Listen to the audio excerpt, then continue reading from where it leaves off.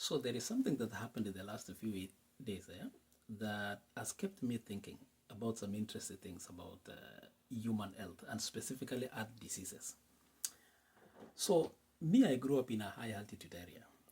Now the place that I grew up is 2,900 meters above the sea level. In other words, it is over 9,000 meters, 9,000 feet above the sea level. It is basically high altitude. Now, this place that I grew up, sijawahi experience, I've never heard somebody say he has died of heart attack. Okay? For the entire time. These are the places that train some of the best runners. For some of you that know, Capsite Kenya produces some of the best long distance runners in marathon. But something in health that made me to think the other day is that why is it that in this area there are very few people that die of heart attack? People that grow up in high altitude work on a specific adaptations in their blood system and their blood networks that is different from people who grow up in low altitude. And that adaptation is one of the reasons why you can never or you will rarely find people, okay, that grow up in high altitude having heart attack. By the way, this is not a medical expert. This is just my general observation, na my own research niliona. And then when I saw some of the things that I was reading, some of the conditions or what has made people growing up in high altitude is the adaptation. One of them need their blood vessels. They have very, very unique blood vessels because of the genetic makeup in these regions, because of the low oxygen content. Now, the other one is increased blood cells.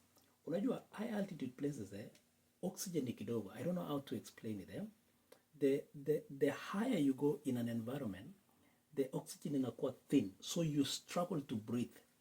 But then when you grow up in these places, it is your system is naturally made to adapt to this area with low oxygen content.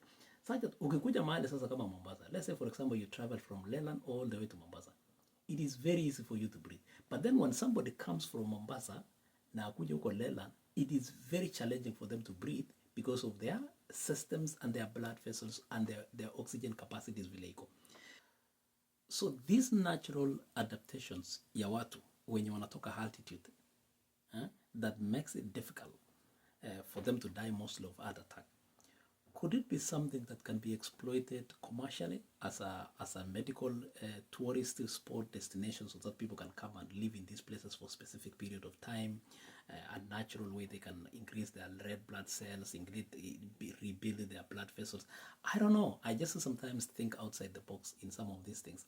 Na nikafikiria the correlability is because you look at places like India wame market wale inaita ile watu wanaitanga alternative medicine. You know, most people don't know there are many countries that have benefited from medical tourism, and the medical tourism in form of the alternative medicine. Alternative medicine, in other words, is what we call the traditional medicine. Then I kept asking myself, in countries that people have issues, like for example this Western world, so many people die of heart attack. There are millions and millions of people die of heart attack. I mean, if you look at the statistics, it will shock you.